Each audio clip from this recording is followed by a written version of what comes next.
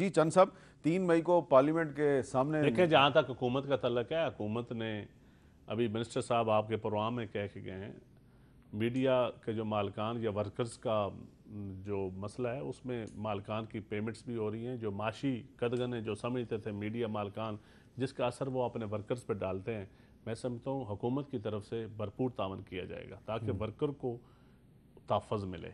उसके माशी मसाइल कोरोना की वजह से जब आम आदमी आम वर्कर के मसाइल बढ़े हैं तो मीडिया के वर्कर के भी मसाइल बढ़े हैं, इसमें कोई शक नहीं। बड़े बड़े लोग हमने देखा है कि अच्छे अच्छे जर्नलिस्ट जो बड़ी कसम पुरसी की ज़िंदगी गुजार रहे हैं।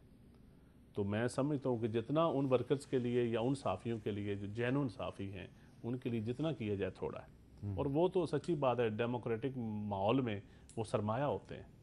जी राना साहब, अब आपको क्या लग रहा है कि पार्लियामेंट का इजलास हो रहा होगा और बाहर साफियों ने धरना दे दिया? हम आपको नहीं करने देंगे, इंशाल्लाह आपसे मिन्नत समाजित करेंगे। नहीं, बात ये है कि मेरा नहीं ख्याल कि हुकूमत को या चंद साहब को मिन्नत समाजित करनी चाहिए। ये एक अजहार होगा, ये एक प्रोटेस्ट होगा उन बातों का, जिन बातों का जिक्र आपने किया, जो इंटरनेशनल जो है ये रिपोर्ट्स में भी जो है ये आई हैं।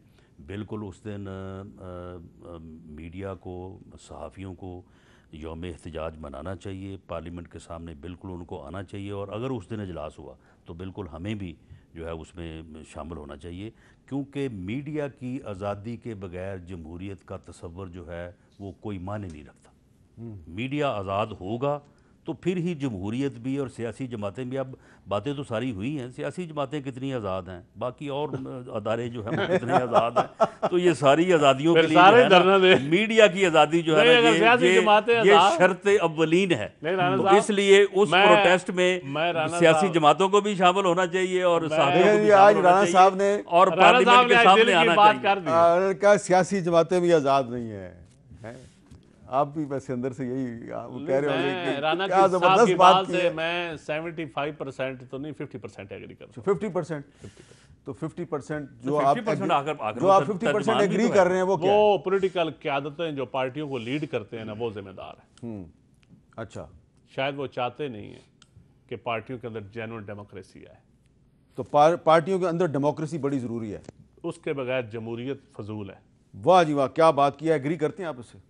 जी बिल्कुल, मैं इस बात से भी एग्री करता हूँ और जो बात इन्होंने छुपा ली है मैं उससे भी एग्री करता हूँ। चलें, आप दोनों का बहुत बहुत शुक्रिया। और ये बहुत अहम बात है कि सियासी जमातों के अंदर भी जमहूरियत होनी चाहिए।